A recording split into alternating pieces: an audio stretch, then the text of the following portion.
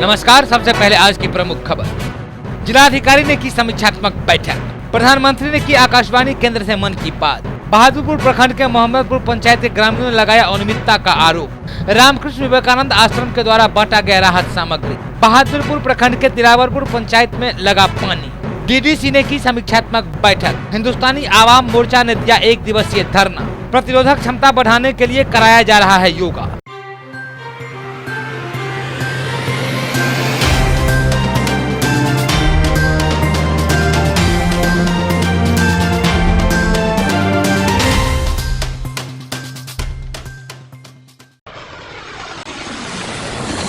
जिलाधिकारी Darbhanga doctor Tyagarajan SM के द्वारा कार्यालय प्रकोष्ठ में एक बैठक आयोजित कर बाढ़ से पूर्व तैयारियों की समीक्षा किया गया। इस बैठक में जल संसाधन विभाग के सभी प्रमंडल के अभियंतागण एवं प्रशासनिक पदाधिकारी भी सम्मिलित हुए थे।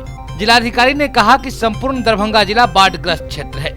विगत वर्ष में आए भीषण बाढ़ के अनुभव को देखते हुए सभी तटबंधों पर पुख्ता सुरक्षा व्यवस्था की नितांत आवश्यकता करना जरूरी है। जल संसाधन विभाग के अभियंताओं को प्रशासनिक पदाधिकारी के साथ संयुक्त रूप से सभी तटबंधों को बारीकी से निरीक्षण कर प्रतिवेदन समर्पित करने का निर्देश दिया गया है। साथ ही सभी तटबंधों को कमजोर हुए बिंदुओं को चिन्हित कर उसे दुरुस्त करने का भी आदेश दिया गया है। खासकर विगत वर्ष में बाढ़ से कई तटबंधों का कटाव हो जाने के कारण जहां समस्या उत्पन्न हो गई थी, उक्त सभी कटाव बिंदुओं को सुदृढ़ीकरण किया जाए। इसमें केवटी, मनीगाछी, हायाघाट, तारडी, जाले, सिंहवारा, कुशेश्वर स्थान आदि प्रखंड क्षेत्र में अव्यवस्थित तटबंध भी शामिल है। दरभंगा जिला के विभिन्न प्रखंडों से होकर बहने वाली कमला नदी, बलान नदी, करेह नदी, बागमती नदी, खिरोई नदी, अवधारा समूह, कोसी, जीवछ के तटबंधों एवं शहरी सुरक्षा तटबंधों की सुरक्षा पर विशेष नजर रखी जाएगी। साथ ही जिलाधिकारी कहा है कि अगले हफ्ते से सभी तटबंधों की स्वयं की वो निरीक्षण करेंगे। समीक्षा के क्रम में जल संसाधन विभाग के सभी कार्यपालक अभियंता को इस हफ्ते सभी तटबंध की गहन निरीक्षण कर जांच प्रतिवेदन का भी आदेश दे दिया गया है। साथ ही इस बाबत सभी अनुमंडल पदाधिकारी, भूमि सुधार उप समाहर्ता, प्रखंड विकास पदाधिकारी, अंचलाधिकारी को भी अपने क्षेत्राधीन में पड़ने वाले सभी तटबंधों का निरीक्षण करने एवं कमजोर बिंदुओं को चिन्हित कर उसकी मरम्मती करा लेने को कहा गया है। साथ ही कहा गया है कि sluice gate, rain cut, rat hole आदि पर विशेष सतर्कता बरती जाए। सभी तटबंधों के कटाव पॉइंट पर सैंडबैग, बोल्डर पर्याप्त मात्रा में स्टोर रखी जाए ताकि विगत वर्ष में स्लुइस गेट एवं जमींदारी बांध को ठीक से मरम्मती नहीं होने के कारण जो गंभीर समस्या उत्पन्न हो गई थी वो इस साल नहीं हो। वहीं सभी अंचलाधिकारी को सरकारी नावों को जांच कर क्षतिग्रस्त नावों को तुरंत मरम्मती करा लेने एवं निजी नावों की पहचान कर नाव मालिकों के इकरारनामा करा लेने का भी निर्देश दिया गया है। प्रधानमंत्री नरेंद्र मोदी आकाशवाणी केंद्र के माध्यम से मन की बात आज जनताओं से साझा किया। आपको बताते चले कि मन की बात प्रत्येक महीना के रविवार को किया जाता है, जिसमें प्रधानमंत्री स्वयं आकाशवाणी के स्टूडियो से बैठकर आकाशवाणी पर अपने मन की बात को प्रसारित करते हैं, जिसमें प्रधानमंत्री सभी सुविधाएं जो मौलिक आने वाली आगामी योजनाएं हैं इसके बारे में प्रधानमंत्री स्वयं को बोलते हैं। और उनके मन की बात को सुनने के लिए जैसे पहले कभी आकाशवाणी से प्रसारित होने वाले कार्यक्रम चौपाल लोग सुना करते थे, उसी तरीके से अभी लोग मन की बात को सुना करते हैं। खासकर सत्ताधारी पार्टी के, चाहे वो सत्ताधारी पार्टी में जो गठन है, गठबंधन में जो पार्टी है, वो सभी पार्टियां मिलकर मन की बात को सुनते हैं और उनसे लाभ उठाते हैं। मन की बात में अक्सर प्रधानमंत्री के द्वारा सरकारी योजना का प्रचार प्रसार भी किया जाता है, जिससे सुनना कहीं न कहीं आम जनों के लिए फायदेमंद होता है। हालांकि अभी के इस प्रचार प्रसार के दौर में आकाशवाणी के श्रोता का क्रेज भी कुछ कम हो गया था, लेकिन जब से प्रधानमंत्री नरेंद्र मोदी आकाशवाणी से मन की बात करने की परंपरा को शुरुआत करी है, तब से कहीं न कहीं से आकाशवाणी के श्रोताओं में भी काफी इजाफा हुआ है, बढ़ोतरी हुआ है। चाहे वो सत्ताधारी दल के हों, विपक्षी दल के हों, चाहे आमजन हो, मन की बात कार्यक्रम को सुनना कहीं न कहीं पसंद करते हैं। आइए आपको दिखाते हैं कि मन की बात आज जो प्रसारण हो रही थी आकाशवाणी के विभिन्न केंद्रों से, उसको सुनने के बाद भारतीय जनता पार्टी के नेताओं के द्वारा क्या कहना था, आपको दिखाते हैं। आज संपूर्ण भारत में भारतीय जनता पार्टी के कार्यकर्ता सप्तऋषि के साथ, खासकर बिहार में सप्तऋषि का जो गठन हुआ है प्रत्येक बूथ पर, सप्तऋषि के साथ जो है हम लोग आज वार्ड नंबर 10 के इस बूथ नंबर 144 पर मन की बात सुन रहे हैं प्रधानमंत्री जी का। और जो देश के अंदर माननीय प्रधानमंत्री जी का यह 6 साल 7 साल का 6 साल उनका कार्यकाल पूरा हो गया है और बहुत सराहनीय कार्यकाल रहा। देश के हर एक मामले में, चाहे धारा 370 हो या कश्मीर में धारा 370 हो, राम मंदिर का मुद्दा हो, अभी वर्तमान में जो कोरोना पूरे भारत में आई हुई है उस पर भी केंद्र सरकार और राज्य सरकार राहत का काम कर रहे हैं। प्रत्येक लगभग 80 करोड़ लोगों को मुफ्त में 5 किलो अनाज और 1 किलो दाल दिया जा रहा है। और प्रवासी भारतीय जो मजदूर हैं, खासकर बिहारी को केंद्र सरकार ने ट्रेन के माध्यम से उन्हें अपने अपने घरों तक पहुंचाने का काम किया जा रहा है। इस तरह बहुत सारे उल्लेखनीय काम प्रधानमंत्री नरेंद्र मोदी के द्वारा किया गया है 6 सालों में। आज मन की बात बोल रहे हैं हम प्रधानमंत्री जी से, क्या सीख मिल रहा है पब्लिक को? मन की बात से हम लोगों को सीख मिल रहा है कि किस तरह सरकार की जो योजना है जनता को लाभ पहुंच रही है और आम जन तक पहुंच रही है। और हम लोग उन बात का अनुसरण करेंगे और इस बात को जन जन तक पहुंचाने का काम करेंगे। सरकार की जो कल्याणकारी योजना है और लगातार सरकार जो है बहुत अच्छा काम कर रही है जनहित में, जनता के मुद्दे पर। चाहे उज्ज्वल योजना के माध्यम से गरीबों को फ्री में गैस सिलेंडर दिया गया है, प्रत्येक गरीब को 3 महीना जो है फ्री में गैस सिलेंडर मिला है। कोरोना में गरीबों एवं मिडिल क्लास के लोगों को भी फ्री में 5 किलो अनाज दिया जा रहा है प्रत्येक व्यक्ति को। इस तरह से जनधन खाता में 500 रुपया दिया गया है 3 महीना तक। किसानों को 2000 महीना दिया गया 3 महीना तक। और केंद्र सरकार ने 70 साल के आज़ादी के बाद जो काम कोई सरकार नहीं कर सकी, कांग्रेस जो 58 साल देश में शासन की, राम मंदिर मुद्दा को लटका कर रखी, धारा 370 को लटका के रखी, वह हमारे प्रधानमंत्री के नेतृत्व में सारा काम देश में जो है सुचारू रूप से चल रहा। और राम मंदिर का निर्माण का कार्य प्रारंभ हो गया है। कश्मीर में अलगाववादियों पर जो है लगाम लगाई गई है, धारा 370 खत्म किया गया और भी बहुत सारे सैकड़ों काम किए गए। क्या नाम हुआ? लक्ष्मण कांसकार और झुंझुनवाला भाजपा नगर अध्यक्ष। मन की बात कार्यक्रम के जरिए आज के मन की बात के द्वारा प्रधानमंत्री मोदी जी ने जनता को यह बताया कि देश जो है लॉकडाउन के समय से उभरने की स्थिति में आया है और धीरे धीरे छूट जो मिल रही है जनता अपने सहयोग के द्वारा इसको पूर्ण सफल करे, जिससे कोरोना रूपी महामारी को पार पाया जा सकता है और स्वावलंबी बनने, आत्मनिर्भर बनने, योगा पर विशेष कर का फोकस रहा है कि हम योगा को जितना प्रश्रय देंगे, जितना योगा अपनाएंगे उतना हम स्वस्थ रहेंगे, निरोग रहेंगे और हम बीमारी से लड़ने की शक्ति हमारे अंदर बढ़ेगी। विश्व पर्यावरण दिवस के दिन पेड़ लगाने, पक्षियों के लिए गर्मी आ गया है तो उसके लिए पानी रखने और उन्होंने महत्व को रेखांकित किया है और समाज के सभी लोगों को जोड़कर विकास के पथ पर आगे बढ़ने की बात कही। हाँ, लॉकडाउन आंशिक रूप से जब छूट मिल रही है तो प्रधानमंत्री जी द्वारा यह कहा गया है, ऐसा नहीं कि छूट का हम लोग नाजायज छूट है, हम लोग अपने घरों में ही रहें, कड़ाई से नियम का पालन करें, मास्क का उपयोग करें, समय समय पर हाथ धोएं, और सोशल डिस्टेंसिंग को मेंटेन करें। ऐसा नहीं कि एकाएक हम लोग अपना तफरीक करने से बीमारी और भयावह रूप लेगी। क्या नाम हुआ? नीरज कुमार। क्या कौन सा जगह? ग्राम बरहत्ता, दरियासराय, दरभंगा।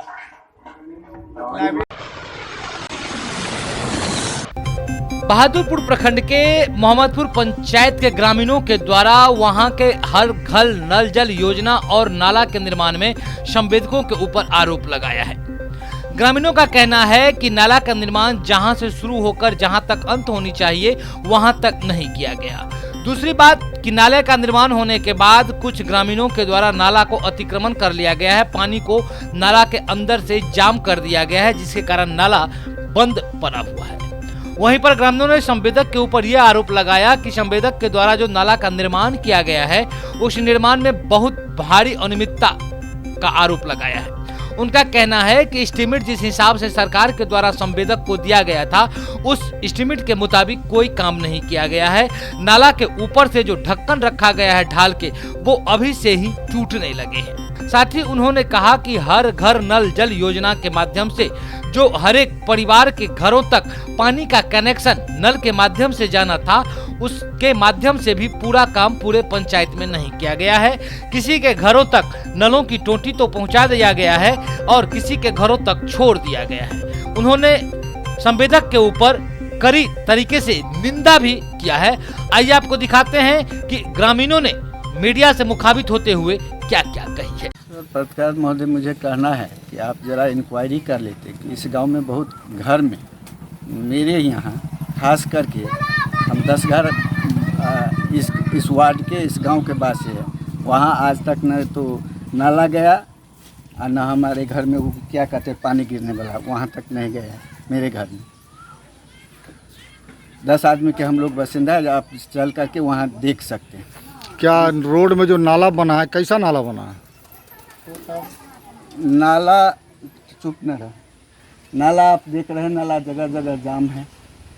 दूसरी बात, नाला जो क्वालिटी का बनना चाहिए उसमें वो क्वालिटी का नाला नहीं बना है। और मैं तो बार बार आग्रह करूंगा कि ज़रा सा आप चल करके 5 वार्ड की समस्या, जहां तक 5 वार्ड है, कहीं कहीं नाले नहीं बना है। क्योंकि हम 2 गांव जुटे हुए हैं नाला के लिए, आगे भी 5 वार्ड का है, वहाँ नाला साफ नाम का चीज़ है।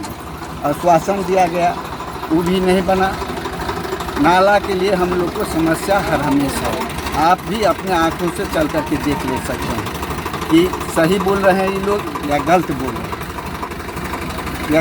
हैं, तो पानी के लिए हम लोग को त्रस्त है, हम लोग को बन नहीं रहा है। मैंने खास करके उनको कहने, नाला को कौन कौन लोग जाम किए हुआ है? नाला को कौन लोग जाम किए हुआ है? हम देख सकते हैं। हाँ, अब सुनिए। हाँ, क्या नाम है आपका? मेरा नाम अजीत नैन यादव है। नाला कौन कौन आदमी जाम बने हुए, नाला में कौन कौन आदमी जाम किए? कौन गांव का नाम है? किस एरिया का? मोहम्मदपुर में पूरे गांव में नाला नहीं बना है सर। कौन ब्लॉक पड़ता है आपका? बहादुरपुर ब्लॉक। कल 1 मिनट पर जिला दरभंगा। सर फिर आप, मैं जानता हूँ, मैं आपके प्रेस में का बात जानता हूँ कि कल तक क्या होता है। आपको सिर्फ चल करके, और कल मैं इस बात को देखना चाहता हूँ क्योंकि आप लोग से भी लोगों को विश्वास अब उठ रहा है सर, इसलिए आप चल करके पूरा देख लीजिए कि कहाँ नाला मेरा क्या जाम है। हमारे घर के सामने नहीं बना कि कहाँ जाम है, लोग हम पूरा निरीक्षण कर चुके हैं।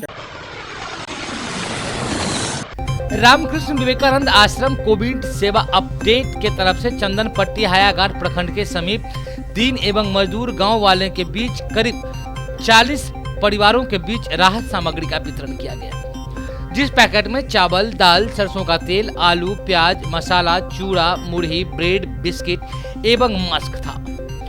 पूरे गांव वाले को ये राहत सामग्री दिया गया। और इस संदर्भ में दरभंगा के रामकृष्ण विवेकानंद आश्रम के संचालक अमल कृष्ण नंदी ने बताया कि नारायण वानिक, नवीन सिन्हा, अंकित भारती आदि के द्वारा गांव वाले को राशन सामग्री वितरण किया गया है। गौरतलब है कि कोरोना वायरस के बाद लॉकडाउन के बाद इन गांव वाले को जो दयनीय स्थिति बनी हुई थी वह काफी दर्दनाक था और इस सेवा भाव से आश्रम के द्वारा प्रतिदिन की जा रही राहत वितरण सामग्री अभी कई दिनों तक चलती रहेगी। ये कार्यक्रम किनके तरफ से किया जा रहा है? ये कार्यक्रम आपको भी किसी को देना है? रामकृष्ण विवेकानंद आश्रम दरभंगा की ओर से। कौन सा जगह है ये? ये हायाघाट ब्लॉक में चंदनपट्टी गांव। अच्छा, तो आज यहाँ पे राहत का सामान वितरण किया गया है? जी, यहाँ पे किया गया है वितरण। तो कैसा आप महसूस कर रहे हैं? मतलब बहुत ही अच्छा है कि इस रामकृष्ण आश्रम की ओर से जो किया गया है, इसलिए इसमें जो बहुत सारे जो रिक्शा पुलड़ और जो टेम्पू चालक हैं और दूसरी चीज़ की जो रोज़मर्रा की ज़िंदगी में जो काम कर रहे थे, जो लॉकडाउन की वजह से जो डेली कमाने और डेली खाने वाले आदमी थे, वो भूखमरी पे आ गए। कम से कम 2 ही वक्त कम से कम उसको मिल जाएगा तो कम से कम राहत की सांस ले सकेंगे वो। क्या नाम हुआ आपका? मेरा नाम सैयद राहत हुसैन हुआ। मैं भी एक यूनिसेफ की तरफ ब्लॉक कोऑर्डिनेटर हूँ और सामाजिक कार्य करता हूँ। धन्यवाद। बहादुरपुर प्रखंड के दिलावरपुर पंचायत के वार्ड नंबर 2 में बरसों से सड़कों पर पानी भरा हुआ है, जिससे आने और जाने वाले राहगीरों को बहुत ही कठिनाई का सामना करना पड़ता है।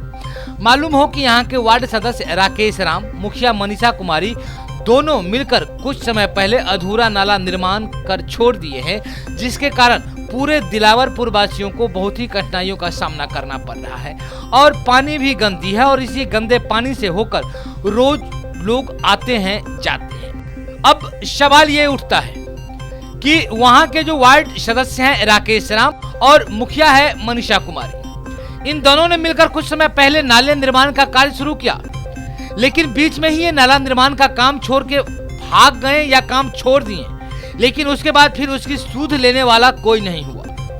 जिस सेक्शन से ये काम पास हुआ था वो भी देखने के लिए नहीं आया कि हमने जिस संवेदक को काम दिया उस संवेदक ने काम किया या नहीं, जिसका परिणाम वहां के यानी कि दिलावरपुर पंचायत के लोगों को झेलना पड़ रहा है। अब परिणाम ये सामने है कि लोगों के घरे के सामने पानी लगा हुआ है, लोग बाजार निकले, स्कूल निकले, अपने कामों से निकले तो मजबूरी है उनकी जो वो पानी हेल कर ही निकलते हैं, पानी हेल कर ही अपने घरों को वापस होते हैं और उनके इस समस्या का समाधान करने वाला कोई नहीं है। समस्या यही है, पानी का, रोड का है, नाला का जो है, पानी निकासी है नहीं कहीं। कब से पानी लगा हुआ है यहाँ? ये साल 2 साल 3 साल से 20 वर्ष से समस्या है। इसकी सूचना मुखिया को या वरीय पदाधिकारी को दी है? सबको मालूम है, सब आता है इधर, वरीय पदाधिकारी सभी रहते हैं इस द्वारकापुरी में। एक बार किसी का कोई ध्यान नहीं है इस पर। किस मोहल्ला का मैटर ये? दिलावरपुर का। मोहल्ला का नाम दिलावरपुर है? हाँ। आपका क्या नाम हुआ? मदन राम। आप स्थानीय निवासी है? जी। कोरोना महामारी को नियंत्रित करने हेतु देश भर में लॉकडाउन के चलते बेरोजगार हुए प्रवासी श्रमिकों को स्थानीय स्तर पर ही रोजगार उपलब्ध कराने की कवायद तेज कर दी गई है। इस बाबत आज डीडीसी कारी प्रसाद महतो की अध्यक्षता में प्रवासी श्रमिक टास्क फोर्स की बैठक आयोजित की गई।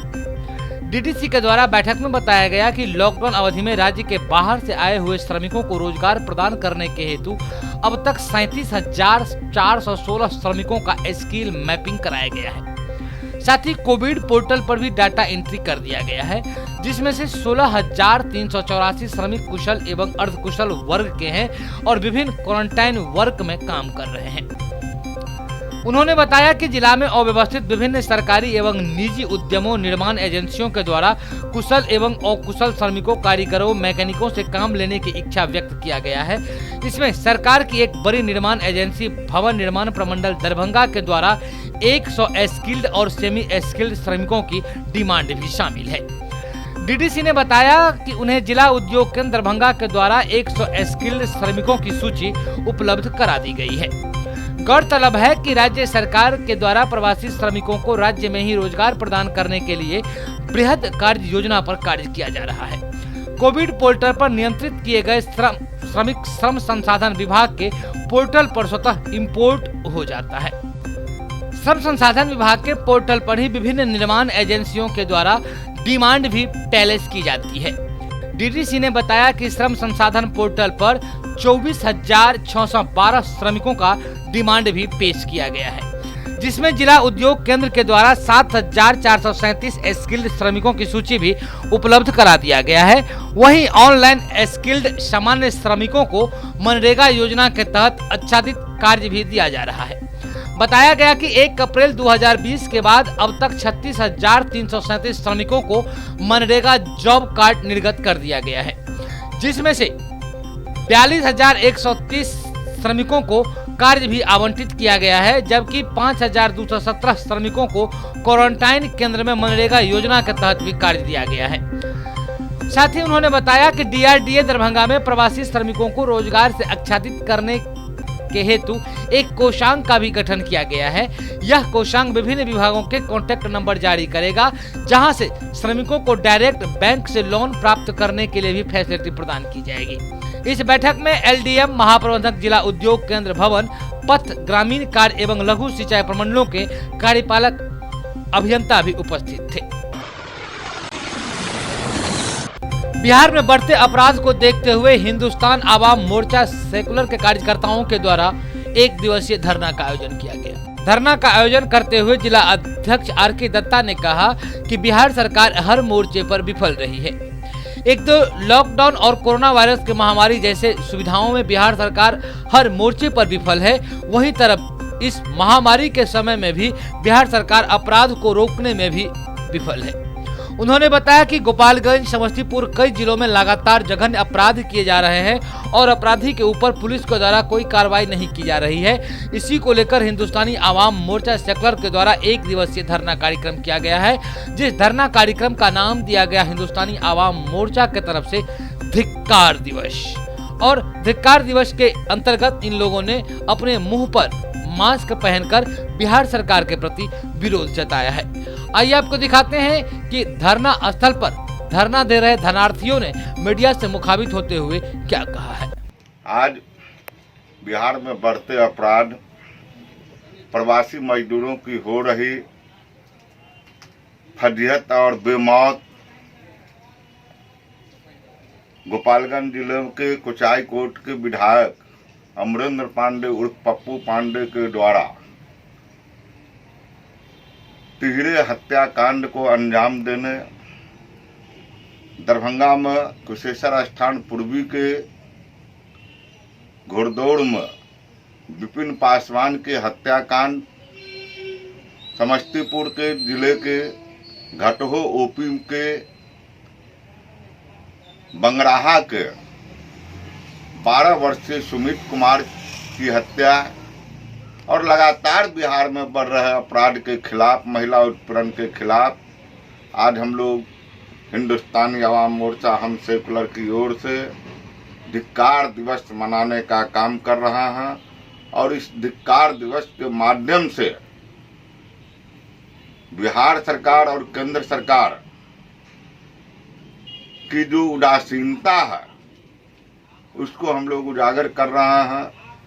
बिहार सरकार बिल्कुल उदासीन है, संवेदनहीन है, जिसका शिकार आज बिहार के गरीब मजदूर, किसान, विद्यार्थी, आम लोग हो रहा है। और कब किस पर हमला होगा, कब कौन सा एक्सीडेंट में, दुर्घटना में मारे जाएंगे, यह कहना मुश्किल है। इसलिए हम राज्यपाल से, राष्ट्रपति से मांग करते हैं कि अविलंब बिहार में बढ़ते अपराध को रोकने में विफल, बिहार में प्रवासी मजदूरों को सुरक्षा, सम्मान और संरक्षण देने में विफल नीतीश और सुशील मोदी की सरकार को अविलंब बर्खास्त किया जाए और कुचाई कोट के विधायक अमरेंद्र पांडे पर हत्याकांड में शामिल होने का पुख्ता प्रमाण के बावजूद अभी तक गिरफ्तारी नहीं होना,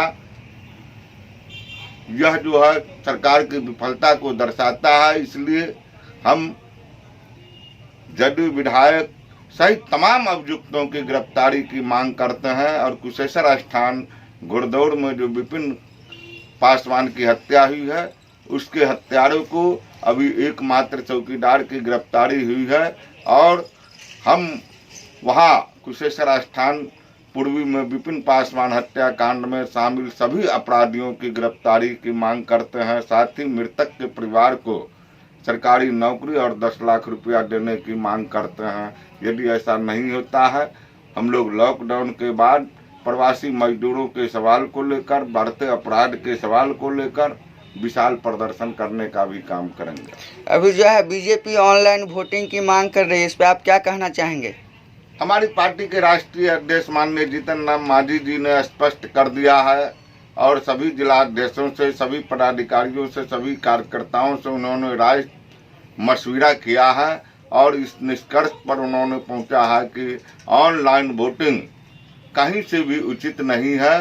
वोटिंग बैलेट पेपर से होना चाहिए। ईवीएम भी साजिश के तहत चल रहा है और हैकिंग किया जा रहा है, इसलिए बैलेट पेपर से ही मतदान की प्रक्रिया शुरू होनी चाहिए। जो पहले होता था वही होना चाहिए, जो सच्चे लोकतंत्र की मजबूत नींव डालने का काम करता है और गरीब इससे वोटर से वंचित नहीं होते हैं।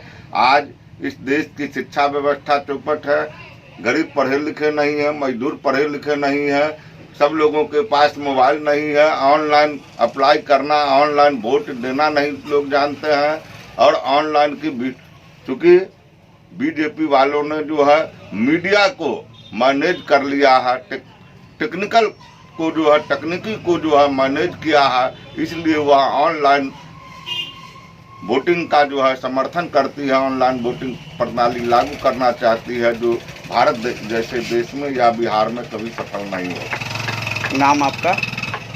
RK दत्ता, हम जिला अध्यक्ष। आइए वृंदन। कोरोना वायरस से जंग जीतने के लिए हर प्रकार से प्रयास किया जा रहा है।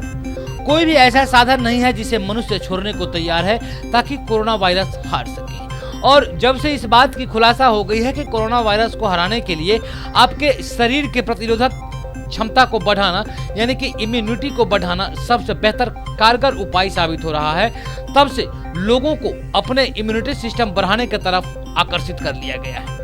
क्वारंटाइन सेंटर में जो प्रवासी मजदूर और भाई बंधुओं को रखा गया है, क्वारंटाइन सेंटर पर भी लोगों को अंदर से प्रतिरोधक क्षमता बढ़ाने के लिए सुबह सुबह योगा का अभ्यास कराया जा रहा है।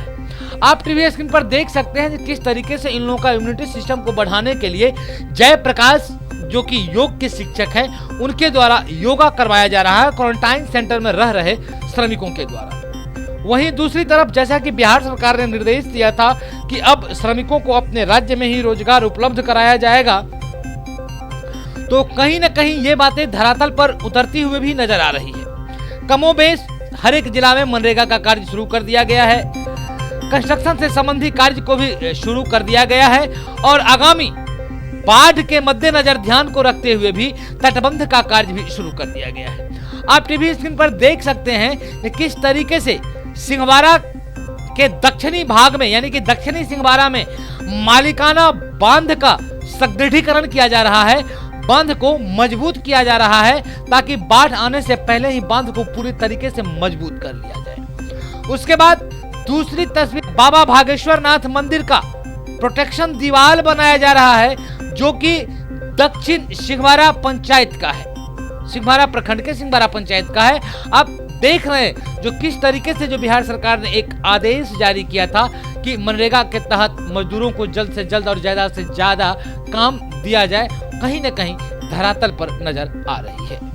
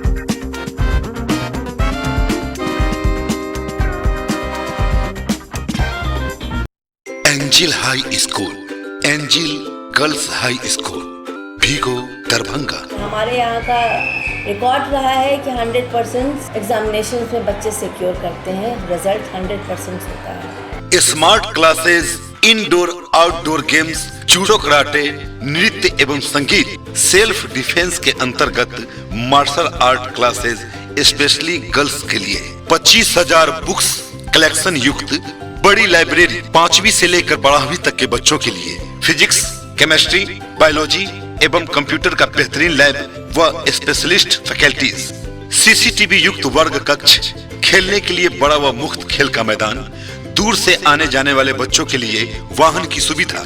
बीपीएल कार्ड जो भी बच्चों का है उसमें इस ईयर भी 10 स्टूडेंट्स फ्रॉम स्टैंडर्ड 1 फ्री में उनका एडमिशन्स होगा और उनको जो भी फैसिलिटी प्रोवाइड की जाएगी वो एंजल हाई स्कूल करवाएगी। और इन सभी कारणों से मैं जो देख रहा हूँ अपने एंजल हाई स्कूल में जितने भी एजुकेटेड लोग हैं वो अब आहिस्ते आहिस्ते हमारी तरफ खींचते चले आ रहे हैं। मैं उन सभी लोगों का शुक्रिया अदा करता हूँ। Angel high school, angel girls high school, Bhigo Darbhanga. सत्र 2020-21 के लिए नामांकन प्रारंभ।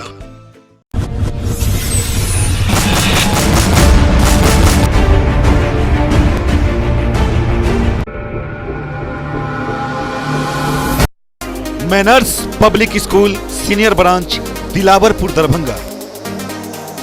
हमारे यहाँ बच्चों के लिए पठन पाठन की उत्तम व्यवस्था, अनुभवी शिक्षकों द्वारा दी जाती है बेहतर शिक्षा,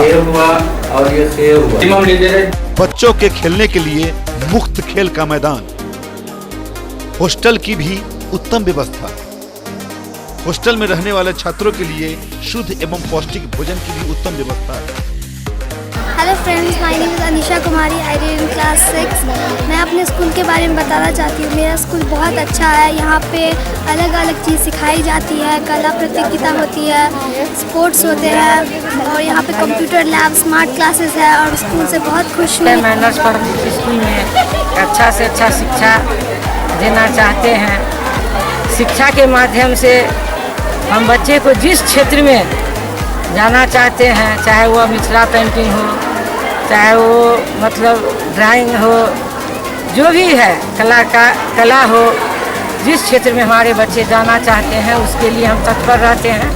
बच्चों के उज्जवल भविष्य के लिए एक बार manners public school senior branch में जरूर नामांकन करवाएं। सत्र 2020-21 के लिए नामांकन प्रारंभ। मैं मैनर्स पब्लिक स्कूल के निर्देशक उमेश कुमार यादव बोल रहा हूँ। मैनर्स पब्लिक स्कूल मैंने अपने इस पिछड़े हुए इलाके के विकास के उद्देश्य से यहाँ स्थापना किया था और उस विकास में हमेशा मैं तत्पर रहता हूँ। इस स्कूल के बच्चे बहुत आगे बढ़े हैं।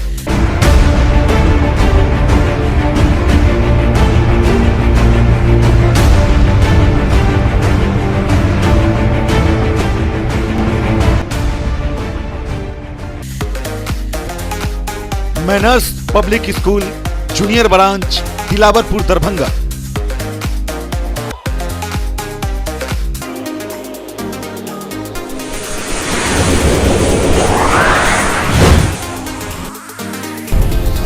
हमारी विशेषताएं लगातार कम शुल्क में उच्च कोटि की शिक्षण व्यवस्था, सुसज्जित एवं विकसित कक्ष। मैं ऋषिकेश कुमार, उप निर्देशक manners public school Dilawarpur Junnar Darbhanga. शिक्षा मनुष्य की बेसिक चीज़ होती है। ये विद्यालय 2 जनवरी 1995 से स्थापित है। मेरे बच्चे एक अच्छे स्कूल में पढ़े। योग्य एवं अनुभवी शिक्षक एवं शिक्षिका, हिंदी, अंग्रेजी, संस्कृत एवं उर्दू में से 3 भाषाओं का अध्यापन, कंप्यूटर लैब, सीसीटीवी से युक्त वर्ग कक्ष, जिसमें हमारे बच्चे उस शिक्षा को ग्रहण कर अपनी उज्जवल भविष्य की ओर अग्रसरित होती है। विज्ञान प्रयोगशाला, पुस्तकालय की व्यवस्था,